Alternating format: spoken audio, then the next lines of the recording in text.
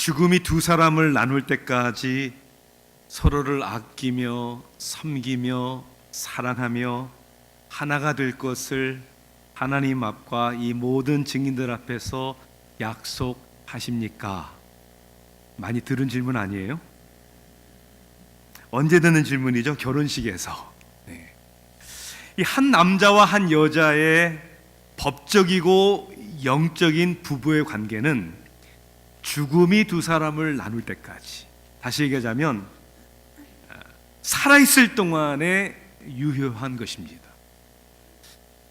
오늘도 우리가 읽을 이제 본문을 보면 남편이 죽으면 남편의 법에서 벗어난다 이렇게 기록되어 있죠. 벗어난 후에 원한다면 자유롭게 다른 남자에게 갈 수 있다라고 성경은 말씀하고 있습니다. 이것은 하나의 설명을 위해서 하는 얘기입니다. 이것은 우리와 율법과의 관계를 설명을 하고 그 율법으로부터 자유할 때 비로소 그리스도와의 관계, 그리스도와의 연합이 가능함을 이야기합니다.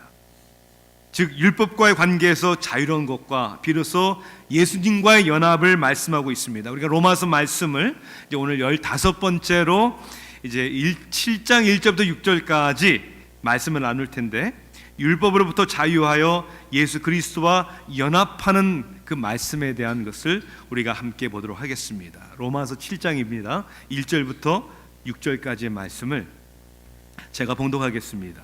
247면에 있는 로마서 7장 1절부터 6절까지의 말씀.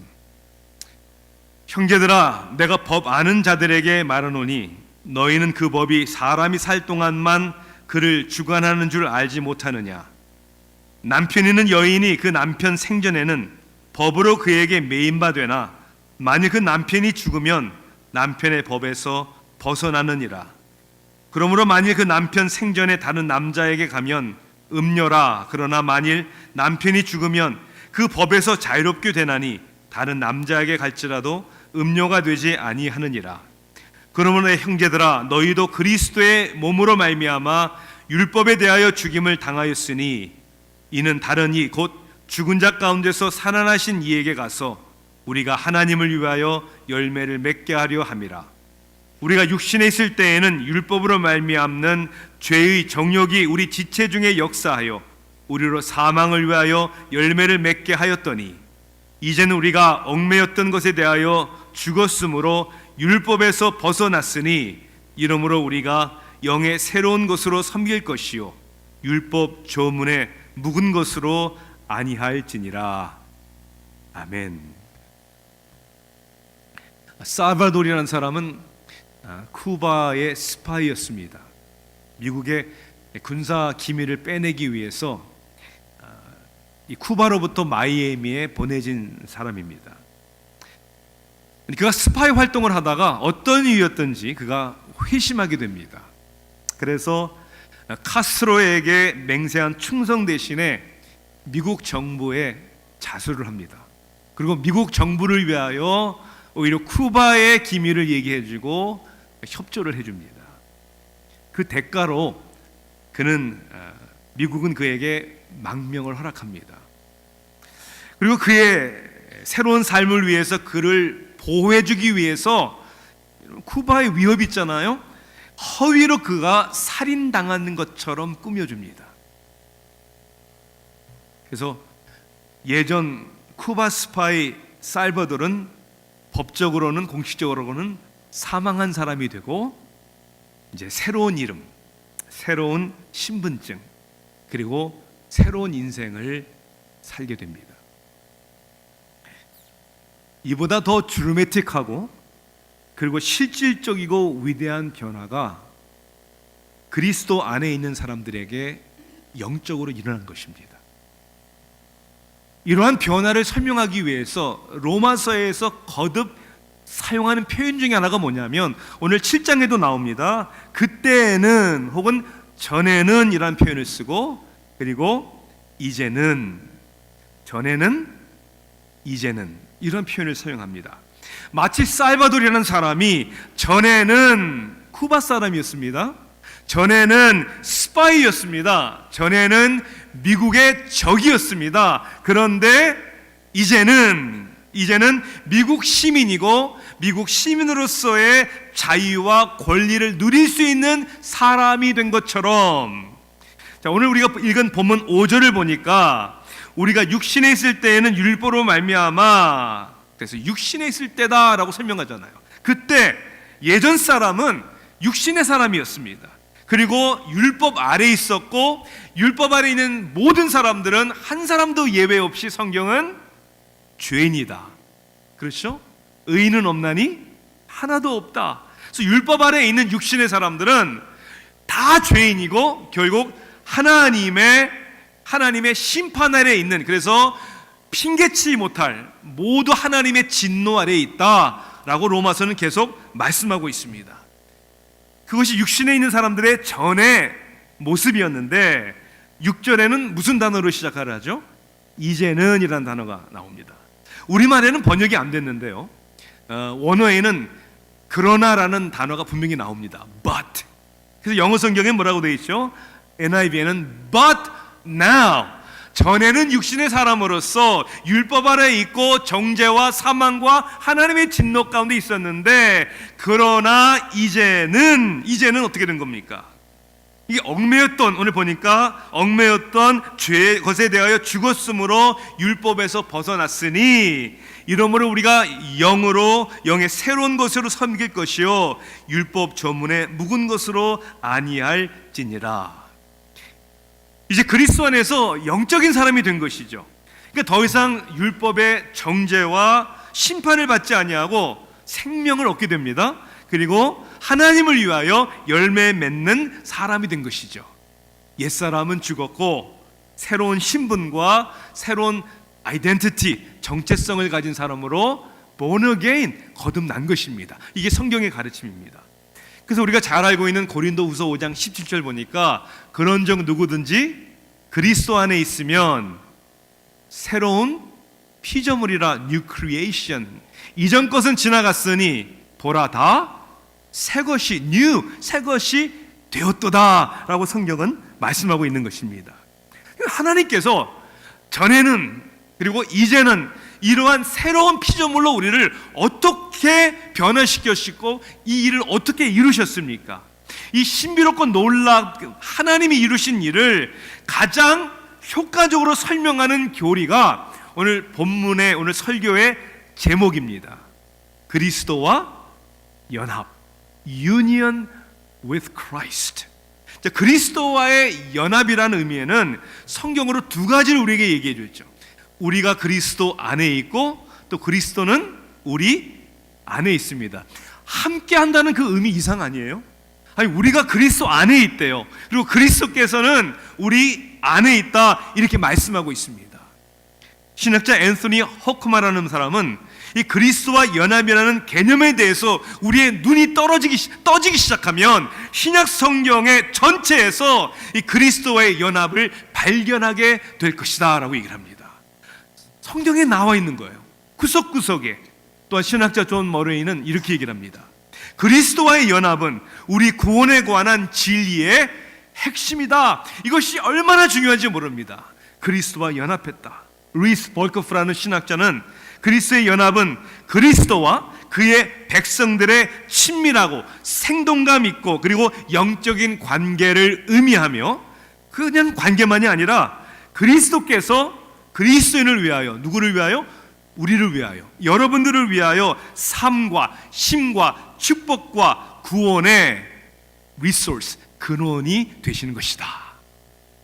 그리스도와 연합한다는 것이 이 얼마나 놀라운 사실인지를 오늘 우리가 말씀 가운데 깨달아야 합니다. 그리고 그 실체를 우리의 삶의 순간순간마다 경험해야 합니다. 그리스도께서 내 안에 계시고 내가 그리스도께 있어서 우리가 연합되었다는 사실이 얼마나 중요한지 모릅니다. 오늘 저는 여러 가지 이야기를 하지 아니하고 그리스도와 연합하기 위한 율법으로부터 자유한 우리들에 대한 말씀을 한번 우리가 보고 깨닫고 이 말씀을 우리의 삶에 한번 적용해 보기를 원합니다.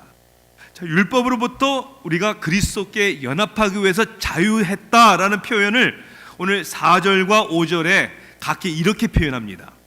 4절과 6절입니다. 4절에는 뭐라고 되어 있냐면 율법에 대하여 죽임을 당하였으니 그랬어요. Died to the law. 율법에 대해서 우리가 죽었대요. 자, 6절에는요.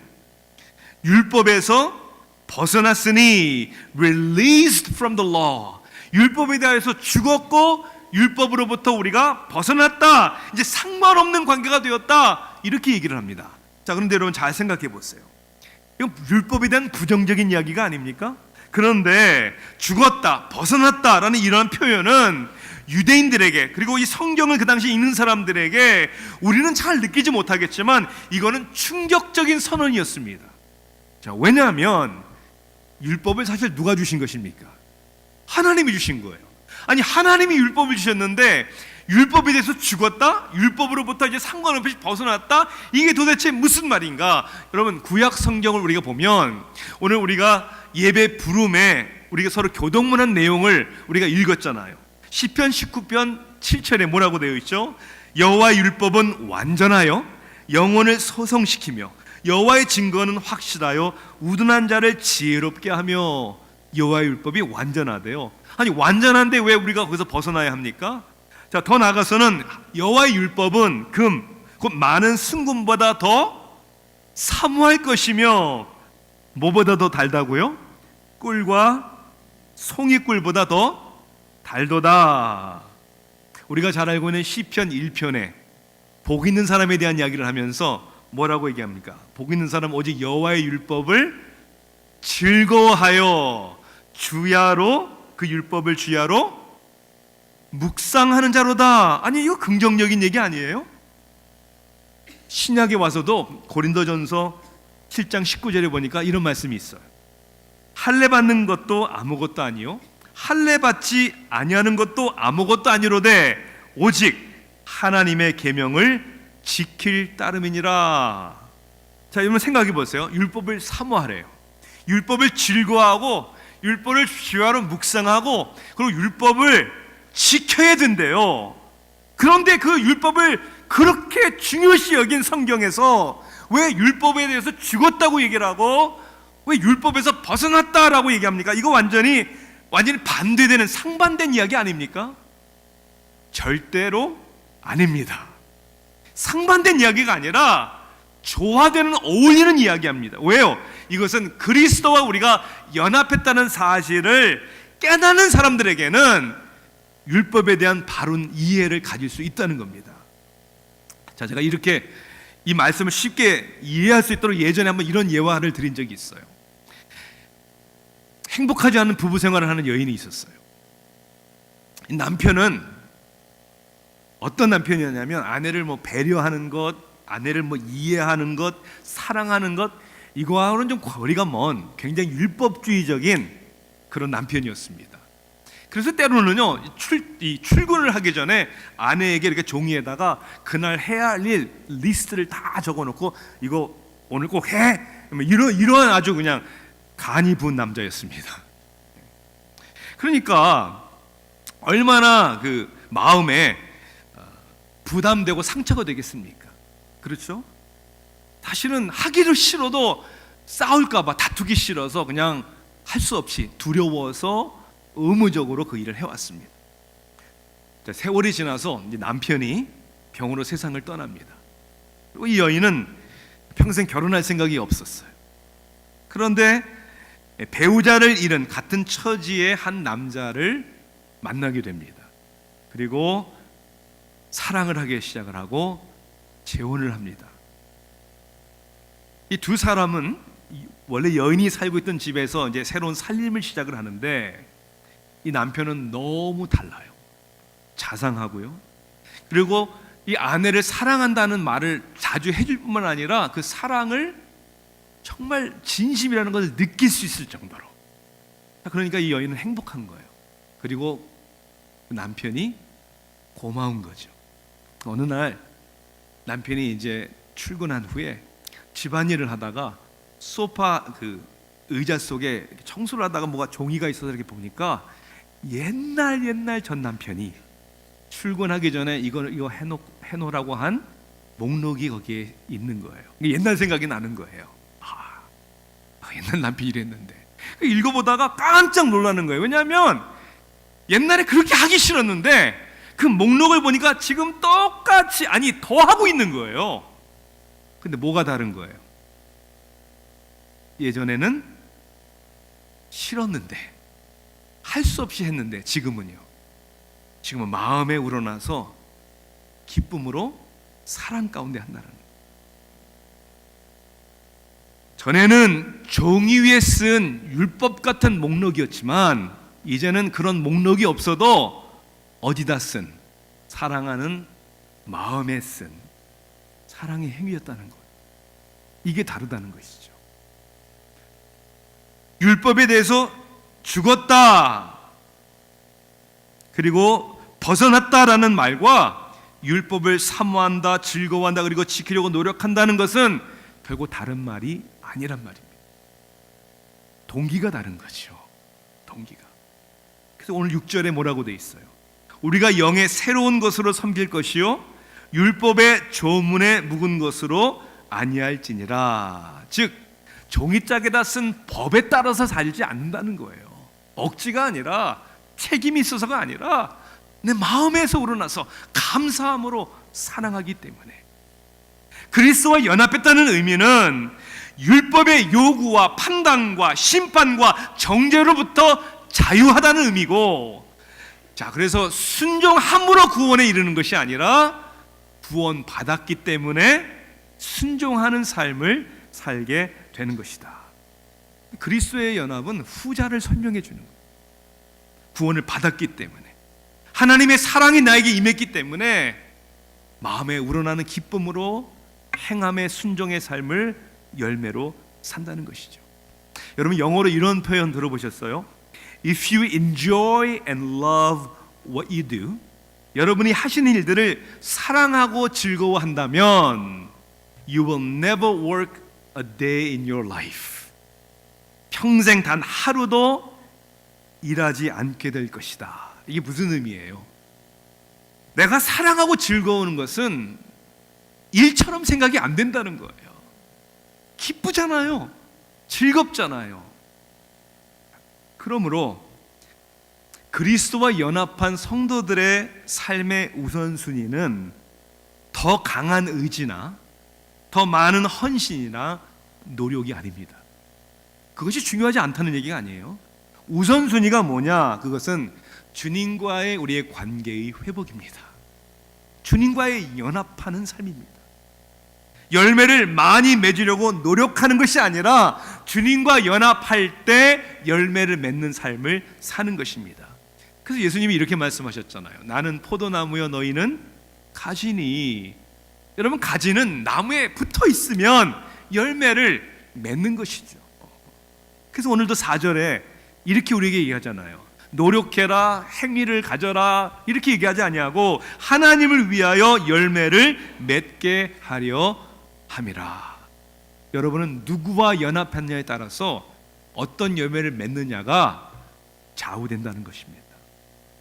그러면 어떻게 이 그리스도와의 연합의 관계를 확신할 수 있고, 그리고 그리스도와 연합의 관계를 회복시키고 발전시킬 수 있겠습니까? 이게 두 가지로 오늘 적용의 말씀을 나누려고 그래요. 첫째는 우리의 신앙생활에 있어서 내가 뭘 하고 헌신하고 봉사하고 보다도 성경에 근거한 바른 신앙적, 교리적, 신학적 이해를 가져야 한다는 겁니다. 이게 먼저예요. 제가 거의 이제 22년을 아틀란타 세교회에서 목회를 하면서 목회자로서 여러 가지의 그 변화를 시도해 온 것 같습니다. 사실은 시행착오로 많은 어려움도 겪은 적도 있고, 또 변화라는 것이 참 쉽지 않다는 것을 체험해 봅니다. 저는 그 중에 제가 돌아볼 때 가장 의미 있고 중요하면서도 저 개인적으로나 교회적으로 가장 힘든 변화는 사실 말씀에 대한 변화입니다. 다른 변화보다도 말씀에 대한 변화예요. 저는 특히 몇 년 전인가요? 제가 정확히 기억은 안 나는데 스티브 라슨이라는 목사님의 강해 설교 세미나에 참여한 적이 있었습니다. 그 전에도 제가 여러 고민한 부분이 있었는데 그때 그 세미나를 통해서 제가 크게 도전을 받은 것이 있습니다. 그것은 이거예요. 매주 설교를 목회자의 개인적으로 목회자의 선호함과 판단으로 본문을 선택하지 말고 성경을 연속으로 강해 설교하면서 성경이 본문을 정하도록 하라라는 도전이었습니다. 이게 무슨 말인지 아시겠죠? 사실 설교 준비하기가 좋은 본문을 선택하는 게 더 쉬울 수 있습니다. 성도님들의 또한 현실적인 어려움과 문제 해결을 위한 필요한 본문을 정하고 그리고 설교하는 것이 소위 사람들이 얘기하는 더 은혜가 될 수도 있습니다. 그러나 그것은 마치 편식하는 것과 같습니다. 그리고 성도님들에게 무엇이 필요한가를 목사는 다 알 수 없습니다. 저보다 더 잘 아시는 분은 누구십니까? 하나님이시고 이미 더 잘 아시는 하나님이 성경을 우리에게 주셨기 때문입니다. 그래서 성경을 한 권씩 한 부분씩 연속적으로 강해 설교를 시작한 거죠. 그래서 지금 로마서 말씀을 그냥 제가 선택해서가 아니라 매주 본문을 해석하면서 말씀을 증거합니다. 그 전에는 마가복음 16장 말씀을 1장부터 16장까지 연속적으로 설교했죠. 구약 성경에는 보니까 여호수아도 제가 설교를 했더라고요. 신약 성경은 에베소서를 설교를 했고, 그 다음에 산상수훈 마태복음 5장에서 7장까지 설교를 했고, 요한계시록 가운데 7교회에 보내는 편지를 설교를 했습니다. 너무 아쉬운 것은 왜 일찍 이렇게 하나님의 말씀 그대로 설교하지 못했는가. 참 목회자로서 부끄럽고 반성을 해봅니다. 자, 또 하나의 말씀에 대한 변화는 예배 시간에 우리가 성경과 신앙 고백을 전보다는 더 많이 사용한다는 것입니다. 시편을 우리가 교독하고 매주 지금 창세기를 읽는 것처럼 성경을 읽고, 왜냐하면 여러분들이 평소에 안 읽으시니까 주일이라도 읽어야 되지 않나. 그리고 참회의 기도를 함께 고백을 하고 말씀으로, 그리고 우리가 웨스트민스터 신앙 고백이나 벨직 신앙 고백이나 오늘 우리가 사도신경을 고백한 것처럼 그럼 우리가 신앙 고백을 매주 말씀을 통해 우리가 그렇게 하고 있습니다.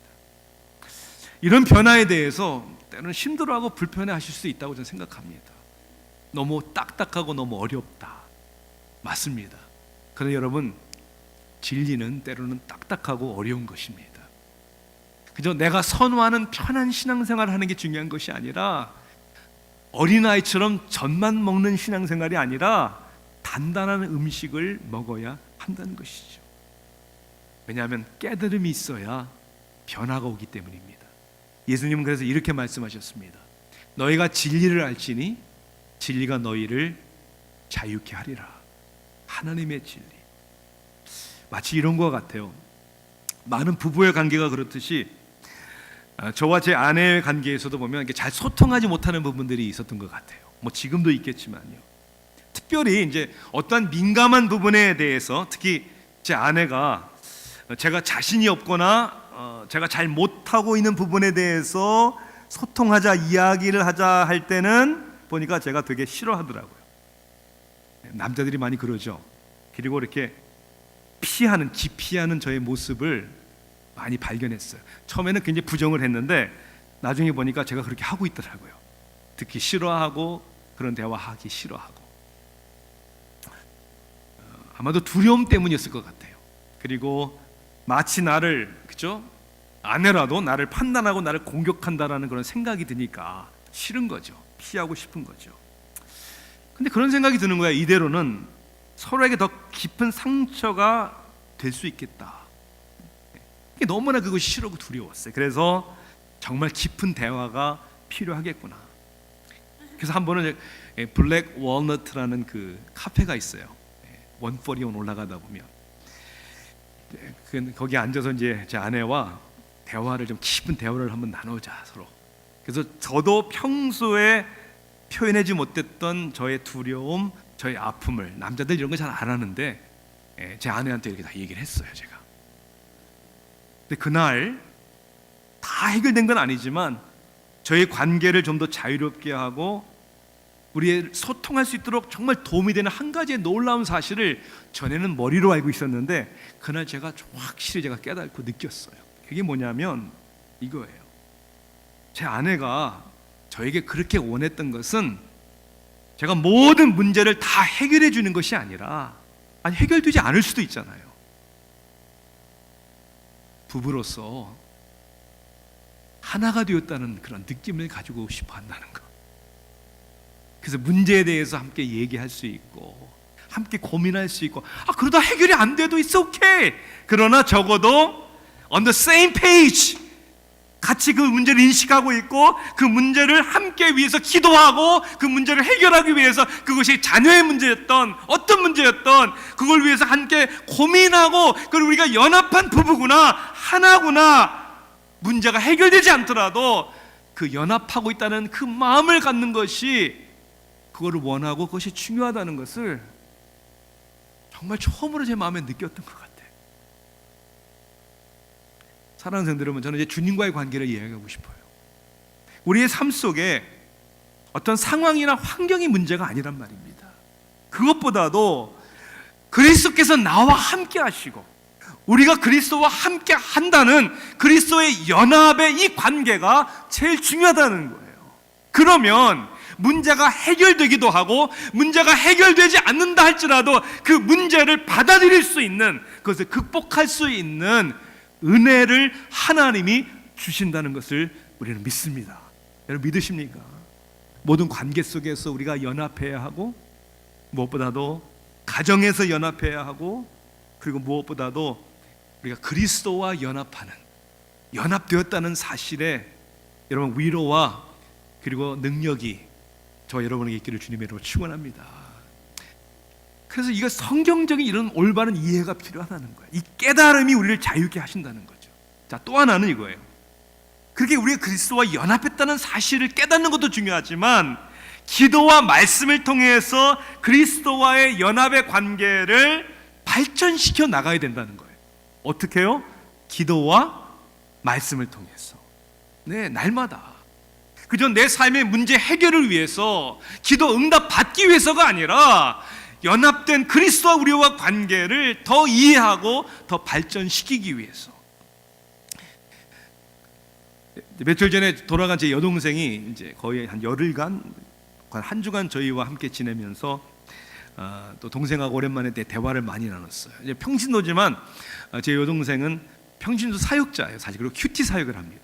경건의 사역, 교회 안에서 또 정말 도움이 필요한 사람들과 날마다 말씀 함께 나누고 묵상하고, 그래서 정말 그런 대화, 공감하는 대화를 많이 했어요. 그냥 주일 한 번 목사의 설교에 목숨 거는 사람들은 어리석은 사람들이다. 주의종의 말씀 선포가 중요하지만 매일매일 여러분의 삶 속에 일용할 양식을 여러분 드셔야 합니다. 믿으십니까? 성경을 오픈하시고 읽으시고 하나님의 말씀 가운데 은혜를 여러분들이 받으셔야 합니다.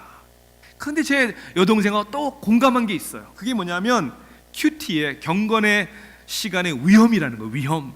그 위험이 뭐냐면, 우리가 묵상을 왜 합니까? 말씀을 적용하기 위해서 합니다. 그렇죠? 말씀을 읽고 그거를 그냥 head knowledge, 머리 지식으로 남는 게 아니라 이 말씀을 통해 내가 어떻게 오늘 변화되어야 하느냐, 적용이죠. 그런데 때로는 적용이 그저 do list가 될 수 있다는 거예요. 오늘 말씀을 통해서 내가 용서해야 되네, 내가 오늘 말씀을 통해 보니까 내가 더 기도해야 되겠네, 오늘 말씀을 통해 보니까 내가 또 전도해야 되겠네, 내가 맡은 사명을 잘 감당해야 되겠네 라는 do list, 이걸 해야 되고 이걸 하지 말아야 되고. 여러분, 이건 성경이 아니라는 거예요.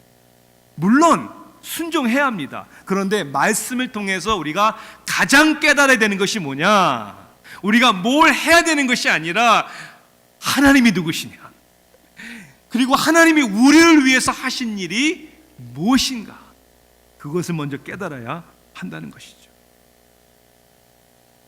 요즘에 우리가 시편 말씀을 묵상하고 있잖아요. 바로 어제 아침 묵상 말씀입니다. 시편 86편의 말씀을 보니까 다윗의 고백이잖아요. 1절에 그렇게 고백하죠. 여호와여, 나는 가난하고 궁핍하오니. 다윗이 뭐에 가난하고 뭐에 궁핍한 것입니까? 물질입니까? 건강의 문제입니까? 다윗을 에워싸고 있는 문제 때문에 가난하고 궁핍한 것입니까? 아니요, 그런 상황은 있었어요. 아니, 우리가 세상을 살아가는 동안에 힘든 일, 어려운 일들이 왜 없습니까? 다윗의 고백의 가난함과 궁핍함은 하나님에 대한 가난함이었습니다. 하나님에 대한 사모하는 마음이었습니다. 목마른 사슴이 시냇물을 찾듯이 내 영혼이 주를 갈급하오리다. 영혼의 가난함, 영혼의 궁핍합니다. 그래서 그분을 더 알고자 하는, 그분께 더 나아가고자 하는, 그래서 하나님과 우리는 그리스도와 연합한 사람이 되어서 더 이상 죄와 율법 아래 있지 아니하고 새로운 피조물로 자유와 능력과 축복을 누리며 살게 되는 것입니다. 여러분, 그리스도와 연합된 삶을 살고 계십니까? 1838년 자메이카의 노예들이 이제 공식적으로 합법적으로 해방되는 날, 그 전날 밤 노예들은 잠에 들 수가 없었습니다. 아니, 왜 안 그랬겠어요? 이제 자정만 넘어가면 합법적으로 얘는 노예가 아니에요. 자유인이 되는 거예요. 아니, 얼마나 마음에 잠을 못 이루는 기대감이 있겠습니까? 근데 그날 이 자메이카의 노예들이 모여서 자정을 기다리면서 모하가니 나무로 관을 만든 사람들이 있었다고요. 왜 관을 만들었냐? 관을 만들고 그 관 속에 그들의 노예 생활을 상징하는 물건들, 어떤 물건들이 있었죠? 그들의 불의교의 주인이 사용한 채찍들을 그 관 속에 집어넣습니다. 그리고 주인이 자신의 노예라는 것을 표시하기 위해서 어떻게 했습니까? 새를 불에 달고 낙인을 찍는 인두, 그것을 그 관 속에 다 넣습니다. 그들을 묶었던 쇠사슬, 이런 것들 관 속에 다 넣고 뚜껑을 닫고 거기다 못질을 해서 꽉꽉 그 관을 닫아버립니다. 그리고 자정이 되는 순간 그 관을 무덤에 내려놓습니다. 그리고 묻어버립니다. 그리고 상징적이지만 수천의 무리들은 이제 자유한 사람이 되어서 한 목소리로 노예 신분으로부터 이제 해방되게 하신 하나님을, 그리고 그 구원을 찬양합니다. 만복의 근원 하나님, 온 백성 찬송 드리고 저 천사여 찬송하세. 찬송 성부 성자 성령. 예전의 노예는 죽었습니다. 자유의 신분이 된 것입니다. 더 이상 율법의 종이 아닌, 이제 그리스도와 연합하여 자유가 된 저와 여러분들 아닙니까? 이전 것은 지나갔으니 보라 새 것이 되었도다. 우리도 다 관에 넣어야 합니다. 뭘 넣어야 될까요? 여러분의 과거에 받은 상처와 아픔 다 넣으세요. 낮은 자존감, 가까운 사람들, 가족 혹은 누구의 말 때문에 여러분의 왔던 상처와 여러분들의 아픔도 다 넣으세요. 용서하지 못하는 사람들 다 관에다 넣으세요. 아직도 여전히 남아있는 우리의 욕심, 교만한 자, 무엇보다도 자기 자신을 십자가에 예수와 함께 못 박고, 아니 날마다 자신을 부인하고 십자가를 지고 죽어야 합니다. 한 번이 아니라 날마다 우리는 관 속으로 들어가야 합니다. 죽어야 합니다. 그럴 때 오늘 그리스도의 몸으로 우리가 함께 된 것처럼 그리스도와 함께 십자가에 죽은 우리들이 그리스도와 함께 다시 부활하는 것입니다. 그래서 더 이상 내 안에 내가 사는 것이 아니라 예수 그리스도께서, 그리스도와 함께 부활하고 날마다 그리스도와 함께 연합하여 삶과 축복과 능력과 그리고 하나님의 목적을 이루며 사는 그리스도와 연합한 우리 모두가 되기를 간절히 소원합니다. 기도하시겠습니다.